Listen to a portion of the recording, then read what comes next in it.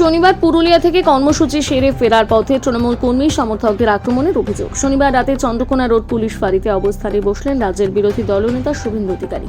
অভিযুক্তদের গ্রেপ্তারির দাবি জানিয়ে প্রতিবাদ শুরু করেন শুভেন্দু। পশ্চিম মেদিনীপুরের চন্দ্রকোনা রোডের উপর দিয়ে যখন যাচ্ছিল রাজ্য বিধানসভার বিরোধী দলনেতা শুভেন্দু অধিকারীর কনভয়, সেই সময় তৃণমূলের কর্মী সমর্থকেরা জমায়েত হয়ে তাদের ঘিরে ধরে আক্রমণ করেন বলে অভিযোগ। কিছুক্ষণের মধ্যে পরিস্থিতি উত্তপ্ত হতে শুরু করে। তৃণমূলের কর্মীদের গ্রেপ্তারির দাবিতে ফাঁড়ির ইনচার্জের রুমের সামনে অবস্থানে বসে পড়েন শুভেন্দু অধিকারী। যতক্ষণ পর্যন্ত না দোষীদের গ্রেপ্তার করা হয় ততক্ষণ তিনি অবস্থান বিক্ষোভ করবেন। ঘটনাকে কেন্দ্র করে উত্তপ্ত হয়ে ওঠে এলাকা।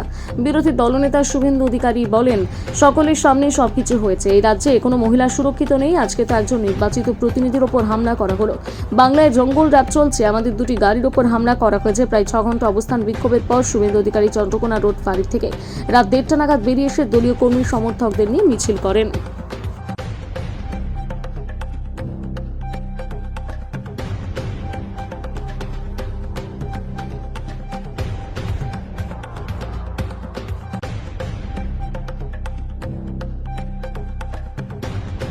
আমরা উচ্চ আদালতে মঙ্গলবার যাব, আর মঙ্গলবার দিন বেলা 2টায় ঝাড়গ্রাম সাংগঠনিক জেলার সভাপতি তুফান মাহাতো, পশ্চিম মেদিনীপুর জেলার সভাপতি সমিত মণ্ডল ঘোষণা করলেন 2টার সময় চন্দ্রকোনা রোড চলো।